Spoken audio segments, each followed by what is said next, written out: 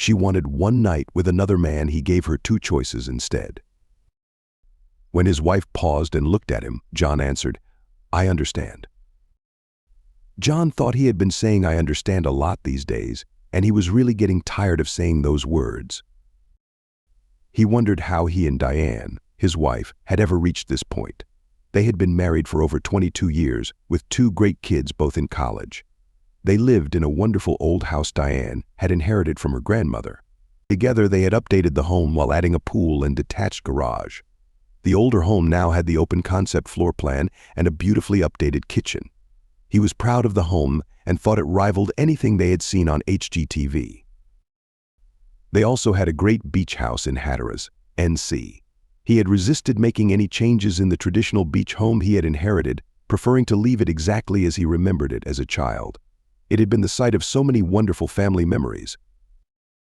John Simon Thomas was now a senior vice president at Central Logistics, and he was enjoying the fruits of years of hard work. Diane Anderson Thomas was also excelling in her career. She was a senior accounts manager for the securities firm of Richards & Son, having worked there for the past 20 years. He thought they had the perfect home, nearly perfect children, wonderful careers, and a happy marriage until. He had been saying "I understand" a lot, but he knew that he truly didn't understand what was happening to his life. John realized Diane had stopped talking again and was looking at him. "Do you understand what I am trying to say?" she said. "I understand," he replied. He hoped she didn't see the mark he made on the sheet of paper in front of him. He looked at the paper, 32 marks. He had said "I understand" to his wife 32 times in the past 2 days. It was time to end this debate. "So we finally agree," Diane said. "I'm going to go outside our marriage one time to experience." She stopped as she saw John shaking his head. John looked Diane in the eye and replied, "I would never cheat on you, and I will not agree to you cheating on me." "I have never cheated on you," Diane exclaimed. John continued, "I am willing to forgive you for the cheating you have done up to this point. But it stops now."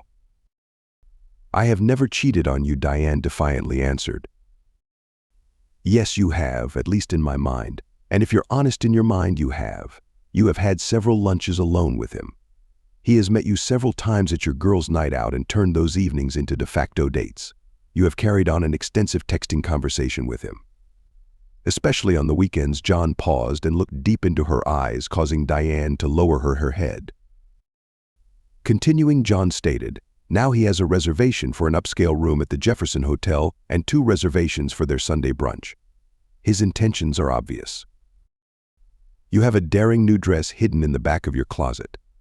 A bag from Victoria's Secret filled with new lingerie, I assume for his eyes only, since you have hidden it from me. Your intentions are also obvious. John stopped and waited on a reply that never came. He continued, I'm going to make this real simple. I'm going to make sure we both understand what is going to happen. I'm giving you 2 options. This Saturday morning I'm going to the beach house. I'll stop at the Virginia Diner for breakfast. Then go to the beach. I would love for you to come with me. We can spend the weekend talking about our issues and seeing if we can rescue our marriage. It would be nice if you returned the lingerie you purchased for him and picked up something for us to have fun with. John paused, trying to gauge Diane's response.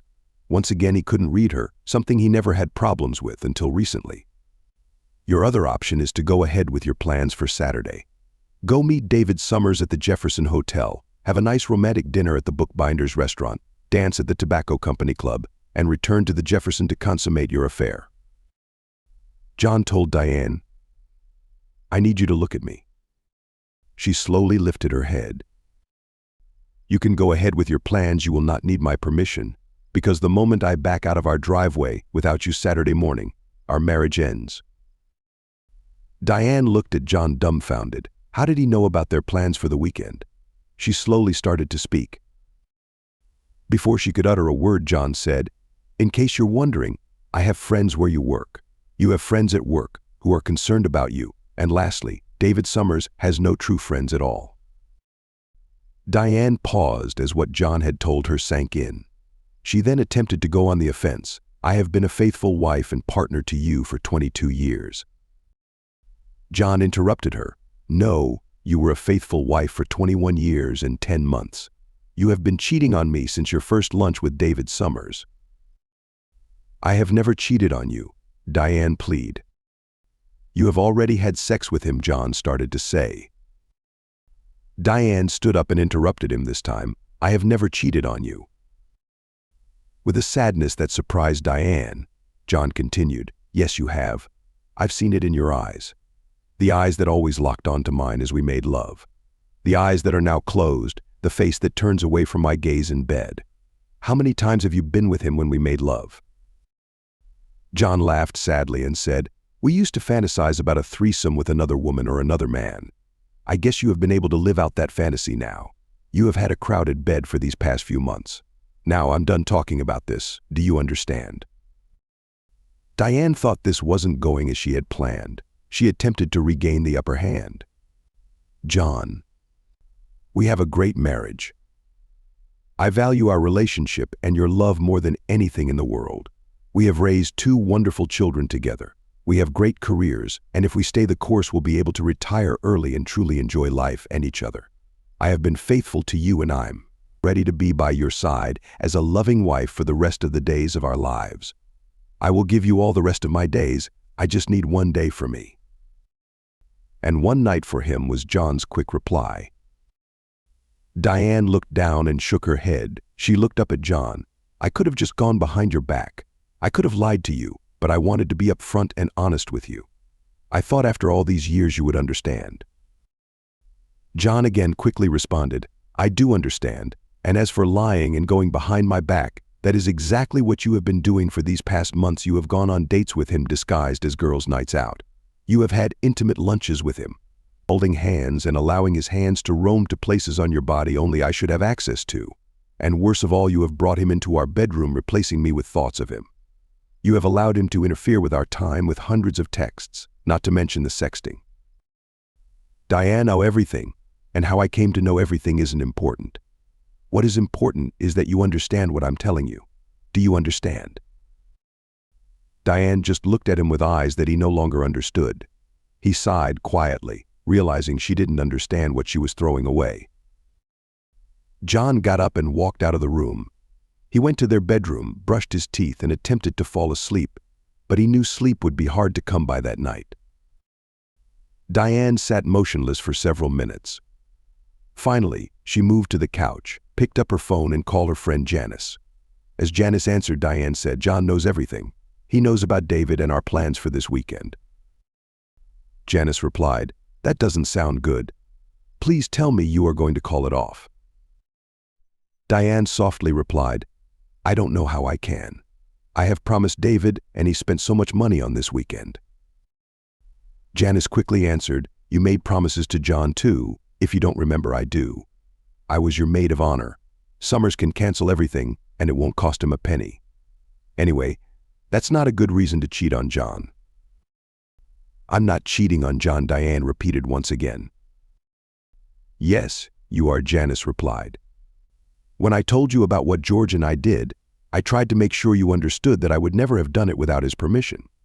Also, I told you we picked out the man together and we made sure it was someone we would never see again. I told you we did everything right, and we still have issues we are trying to work through.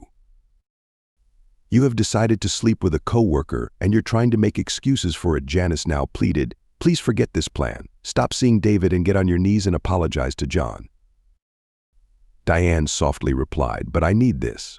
I really need to experience another man just one more time in my life. David is a good guy, and the women at work say he is good in bed. A good guy wouldn't sleep with a married woman, Janice declared. Think about what you are risking just to become another notch in his bedpost. I won't be another notch in his bedpost. He cares for me, Diane answered. Janice wanted to scream into the phone. Don't you understand that is worse? I've met David at our girls' night out. He's a good-looking man, but he is nowhere near the man John is. You have to understand that, don't you? I understand, Diane whispered. Janice pleaded, please think long and hard about your decision. It will affect you and the people you love for the rest of your lives. Diane quietly said, I thought you would understand. I thought you, of all people, would understand why I need to do this." Janice attempted to reach her friend one more time. "Diane, the problem isn't that I don't understand. The problem isn't that John doesn't understand. The problem isn't that your children, or your parents, or your friends won't understand. The problem is that you don't understand. I'm begging you not to do this." Diane answered with a determined voice, "Well, John knows what I have done up to this point, and he hasn't stopped me. He won't like it, but he will let me do this. He will understand how important this is to me. I'm going to let you go. I need to get some sleep." As Janice ended the call, she turned to her husband, George. "She didn't understand a word I told her. I'm so sorry I told her about our experience." George replied, "I thought we agreed to keep it strictly between us." Janice reached out for George. "I needed to talk with someone about the problems we were having. I never thought it would give her ideas."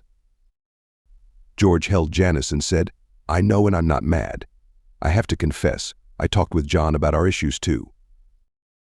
Janice dropped her head in apparent shame. "You told John. I can imagine how he reacted.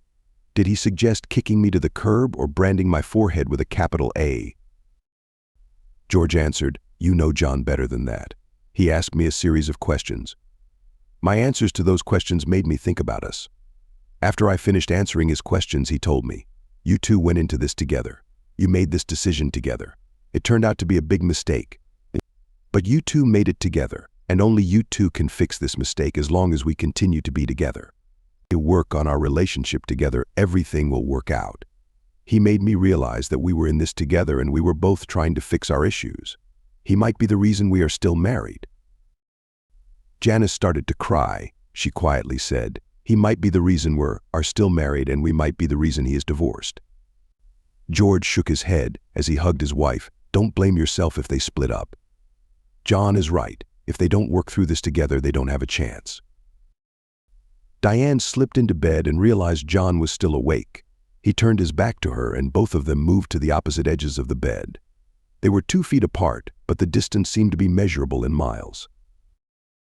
They rose with the alarm clock and went through their morning routine without uttering a single word to each other. After Diane had left for work, John relaxed for a moment and checked the list he had in his hands. He would be taking today and Monday off from work. John walked through every room in the house, photographing each room and its contents. He cataloged the contents of each room and noted the items he wanted to keep. He would empty the man cave. Diane hated that room anyway. He copied from the cloud all their wedding and family photos on a thumb drive. He left their wedding photo album on the coffee table, not having the courage to open it himself. The apartments he had looked at were nice, but he knew he would miss this house. He would keep all the wonderful memories, but he would miss being here. He would miss the woman he couldn't stop loving and the life they had built here together. John drove to his appointment with Sandra Lewis, who had come to him highly recommended.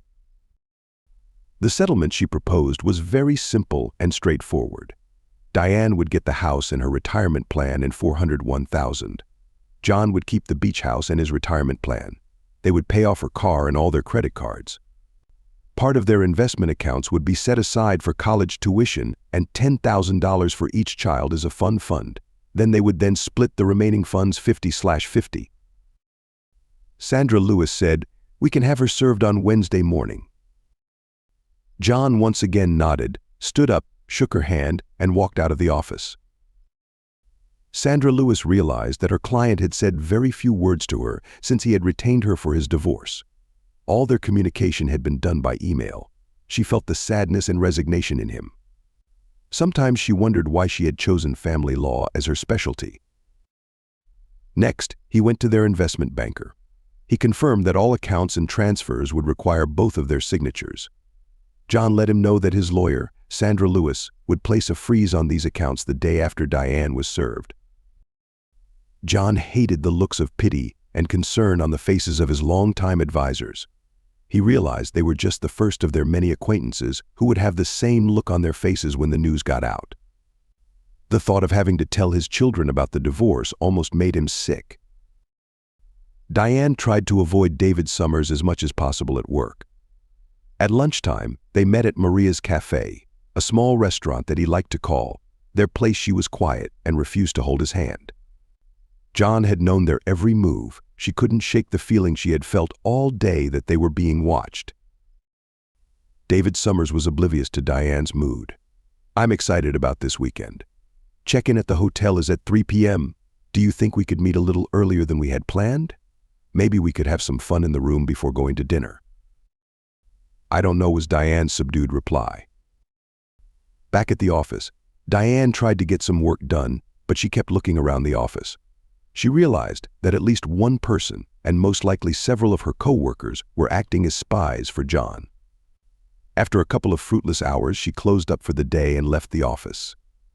As Diane walked down the hall, she said hello to the 2 new interns in her department. She stopped and looked back at the interns. She couldn't miss the distinctive logo of Central Logistics on the hoodie worn by one of them. John had completed all the tasks on his list. It was 2 p.m., and he realized he hadn't eaten all day, so he decided to grab a bite to eat. As he sat down at Maria's cafe, Maria, the owner, came out and greeted him with a hug. John hugged her tight and asked, "How is Ben doing?" Maria smiled. "He is doing great. He made the baseball team as a walk-on. He is so excited. You know, James was a great training partner this winter. Your son made all the difference." "Well, James is excited about having his roommate on the team with him," John replied. Maria sat down with John and said, "They were in here for lunch again today, but all was not well in paradise." Diane was very nervous, and of course, Summers was clueless. "He may be clueless, but he's going to sleep with her this weekend," a dejected John replied. "Don't give up on her yet.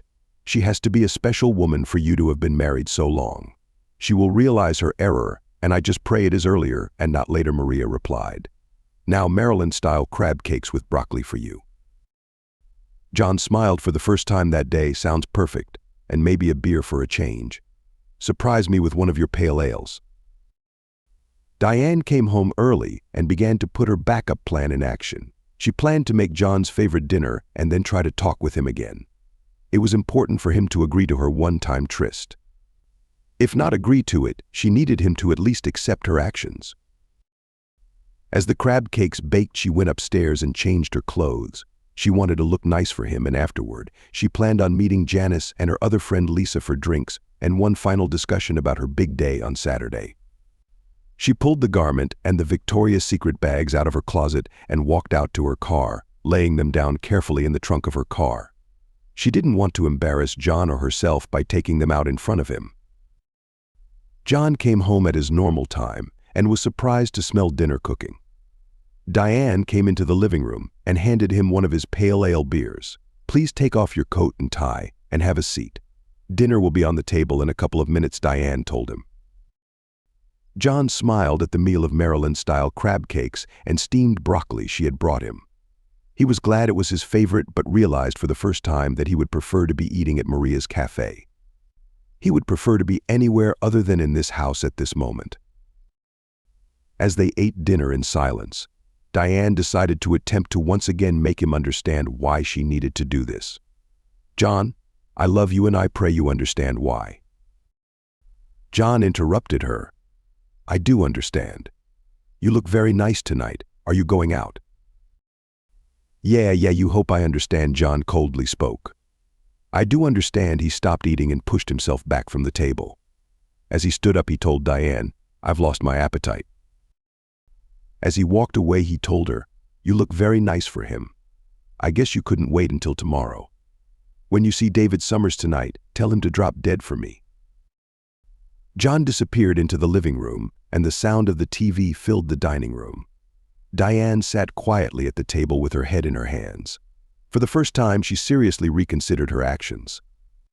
After several minutes, she stood up and cleaned the table. This was not the time to hesitate. She needed to stay true to her feelings.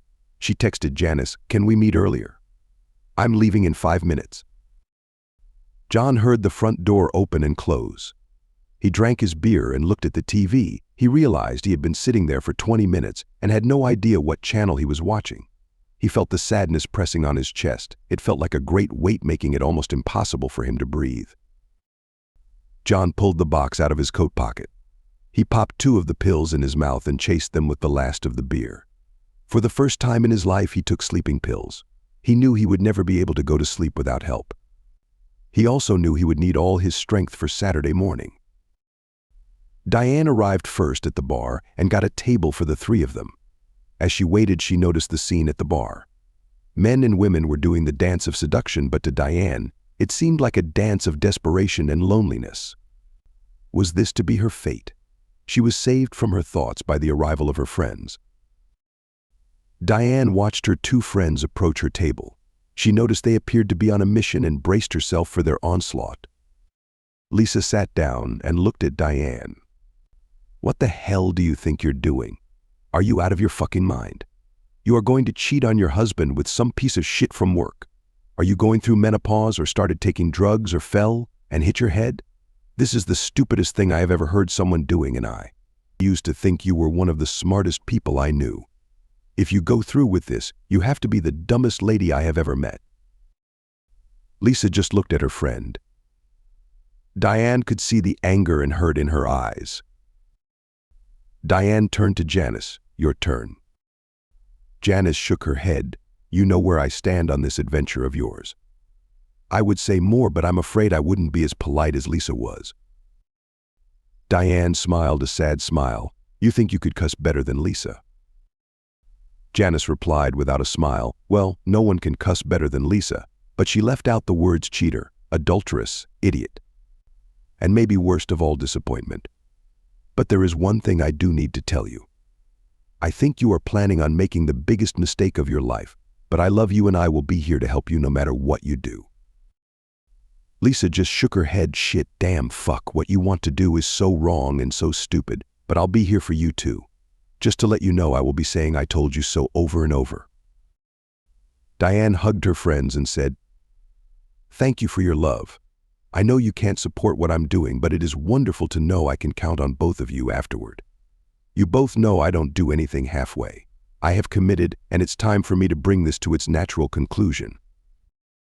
Lisa pleaded softly, "Diane, there is nothing natural about cheating, and being committed to cheating is the opposite of the true meaning of the word commitment." Diane sat quietly for a few minutes and then stood up and said, "I need to finish my errands for tomorrow. I have a bottle of wine coming. Please stay and drink in memory of me." Diane completed her errands and pulled up to a dark house. She collected her thoughts and then sent Janice a lengthy text message. She knew Janice was angry with her, but also knew her friend would help her. Diane opened the trunk of her car. She realized she couldn't keep her purchases in the car overnight. They would be too cold to wear tomorrow. She would hide them in the hall closet downstairs. Afterwards, she slipped into the bed beside John and tried to go to sleep. That night, sleep wouldn't come to Diane. Finally, at 3 a.m., she got out of bed and went downstairs. She saw the wedding album on the coffee table and figured if John could look at their album, she could too. After 2 pages, she closed the album and wept. She had to make him understand. At 5 a.m., she abandoned the idea of sleep and went into the guest bathroom to shower. After showering, she put on some of the lingerie from VS and then opened the garment bag and put on the beautiful item inside it. She pulled out the suitcase she had packed earlier and carried it out to the car. Then she put the Victoria's Secret bag next to the suitcase. She walked into the kitchen and wrote a short note to John. She chuckled to herself. She was leaving him a Dear John letter. She put the note on the coffee maker, turned off the lights, and walked out to the car. She pulled out of the driveway, determined to finish what she had started. John woke and looked at the alarm clock. It was 6:15, and as he turned, he realized he was sleeping alone. The thought occurred to him that she hadn't waited for tonight. He had pushed her to David Summers. The picture of her laying in David Summers' bed struck him to the core. For the first time, he second-guessed himself. Should he have just let her have one night to experience another man? She had promised to be only his after that one night. Had he lost a lifetime of happiness over his ego and pride? As John pondered his plight, he realized he could never love her again if she went to David Summers. He had lived with her putting their children first, because that is what a mother is supposed to do, but he could never live with her putting another man before him. They had both earned, over the course of 22 years, the respect and loyalty of the other. She would expect nothing less. He wouldn't accept anything less. He hoped she was in the house. Maybe she had slept in one of the other bedrooms. John checked all the bedrooms and found no sign of her coming home last night. As he walked into the kitchen, he saw the note on the coffee maker. He opened the letter and read the brief note. "Please understand" was all she had written. Falling back into one of the kitchen chairs, John began to cry. He had feared this, but in his heart, he had expected her to stay, to forget this crazy idea, to remain his wife. After starting a pot of coffee, he went upstairs. He quickly showered and dressed, then filled a duffel bag with some clothes and went downstairs. John filled his travel mug and then his thermos with coffee and walked to the front door. After taking a long last look at the house that was his home, he turned off the lights and closed the door. The cold morning air hit him as he walked down the steps.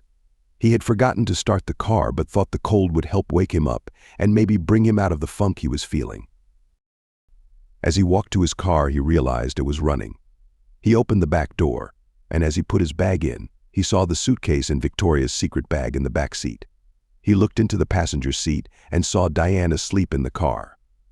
He softly closed the back door and stopped as he reached for the door handle. He cried tears of joy at the sight of his wife, his love. He knew now that they had a chance. John took a deep breath and opened his car door. As he sat in the car, Diane stirred and looked at John. "Good morning," she softly whispered as she wiped her eyes. "Good morning," John answered. After a short pause, he asked, "How long have you been out here?"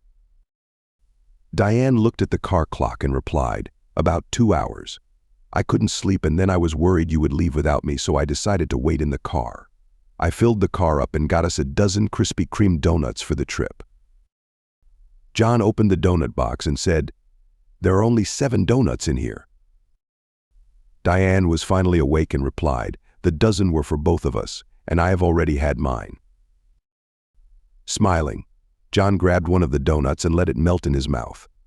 He told her, "This will hold me over until we have breakfast at the Virginia diner. How do their country ham and cream biscuits sound to you?" Diane shook her head. "I'm not dressed to go in the Virginia diner." John was confused. "Diane, the Virginia diner doesn't have a dress code. You can wear just about anything in there." Diane smiled. "I know you can wear just about anything, but you can't wear just about nothing." As she finished speaking, she opened her coat to show John the purple lingerie set. "Well, that is just about nothing," John agreed. "Is that a new winter coat too?" Diane replied, "Yes, I exchanged that dress for this great coat. In case you didn't check the Victoria's Secret bag, I returned the other lingerie and purchased these items just for you." Diane put her hand on his chin and lifted his head to look into her eyes. "This outfit and the body under it is for your eyes, and your eyes only for all the days and nights of our lives." After a short pause, she continued, "I'm sorry for the hell I have put you through these past months. You were right about just about everything. There were only 2 things you were wrong about. Last night I dressed for you and no one else, and I did meet Janice and Lisa. The second thing you were wrong about was about me having sex with David. David never entered our bedroom. I didn't close my eyes to think about him, but I couldn't look you in the eyes because I was so ashamed of what I wanted to do. I'm embarrassed to admit the shame I felt didn't stop me from planning to be with someone else." She looked at him and quietly said, "I do truly understand now." He kissed her and put the car in gear. There would be much to talk about, a lot of work ahead of them to repair their marriage, but his heart leaped with joy as he realized she did finally understand. As John passed the Virginia diner on Route 460, he looked over at Diane. She had fallen back asleep shortly after they reached the highway. He hoped he would have to spend all day Monday undoing what he had done on Friday. They would have much to talk about, and he realized that any honest conversation would have to include his confession. John remembered back to that evening 7 years ago. He was in San Francisco at the quarterly corporate meeting. At the time, he was a division head, and his gamble had paid off tremendously for his company. Foreign companies were buying up their American competitors, but John had seen an opportunity. He championed the idea of buying an Italian company with great engineers but severe cash problems. His mentor, the CEO, had okayed the purchase, and it was a great success. The purchase brought in several teams of experienced engineers in the product field they were having difficulty entering. A large plus was the access this company gave the rest of the corporation to the European market and the Italian company's established presence in the Chinese market. The deal would end up being worth billions. It was the crowning achievement of the CEO's career and put John on the corporate fast track.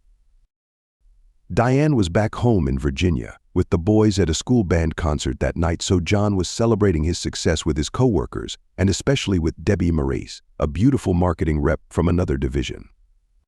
Debbie and him had a long-term friendly flirting type of business relationship. He had drunk just enough to lower his inhibitions, but not enough to lower his libido. They danced much closer than a married man should with someone other than his wife. She pressed her sex into his leg and rubbed his erection through his pants. When she put her panties in his open hand, they headed up to her room. In the elevator, they kissed and groped at each other. He freed her breasts as the elevator door opened, and they quickly walked to her room. Debbie tossed him her blouse and bra just before opening the door to her room. He watched as she unzipped her skirt and stood nude in the open doorway, reaching for his hand. But John couldn't move. He realized it was physically impossible for him to enter that room. He knew his erection had left him. For the first time in a few hours, he thought of his wife and the wonderful family he had at home. He looked at the beautiful Debbie Maurice and couldn't think of a single reason to go into her room. He backed up 2 steps and then ran, literally ran, back to the elevator. He entered his room and showered, wanting to get rid of Debbie's scent. It was 1 a.m. at their home in Richmond, but he called Diane. He needed to hear her voice. After several rings, she sleepily answered the phone. John assured Diane that he was fine and nothing bad had happened. Then he told her the good news. He told her of the success of his gamble and the promotion with a huge raise. He cried as she excitedly told him how proud she was of him and how she knew he would be successful. She told him how much she loved him. He realized through his tears that he had almost shared one of the greatest moments of his life with the wrong woman. Diane's opinion and happiness was all that mattered to him. As John drove to the beach, he knew he had to tell her. He had to make her understand why he truly understood what she had been feeling. He had been in her position, which was why he could listen to her and honestly say, "I understand." Once Diane recommitted to her marriage, David Summers ceased to be of any interest to her, John, or this author. But inquiring minds want to know so. Epilogue. David Summers sat alone in Fred Davis' office at Richards & Sons. Fred was the vice president of HR at Richards, and David had been sent to his office the moment he walked in that Monday morning. He didn't understand why he was here. Okay, he had missed a couple of work deadlines recently in his quest for Diane, but felt he could make up the work quickly. The meeting had messed up his plans for this morning. He needed to talk with Diane about what had happened last weekend. Not only had she stood him up, but she had sent her 2 friends, Janice and Lisa, to tell him. David remembered being afraid of that Lisa woman. His father had spent 25 years in the Navy, but he couldn't hold a candle to the way that woman could cuss. She had embarrassed him right there in the lobby of the Jefferson Hotel. He remembered that even hotel security seemed afraid to intervene. David looked around the room and his eyes focused on a photo hanging on the wall. He stood up and walked to the photo, which showed Fred Davis and another man posing next to a citation-sized tuna. A wave of uneasiness gripped him as he recognized the other man in the photo. He had never met the man, but had seen his photo many times on Diane Thomas' desk. The man in the photo was John Thomas. As he turned to go back to his seat, he froze as he saw the picture on Fred Davis' desk. It was a family portrait of Fred, his 3 boys, and his smiling wife. He now knew the last name of the woman who had cussed him so thoroughly, Lisa Davis. He now understood why he was here. Thanks for watching. If you enjoyed this story, don't forget to like this video, comment your thoughts below, and of course subscribe to the channel for more gripping stories like this one. And make sure to hit the notification bell so you never miss an update. See you in the next one.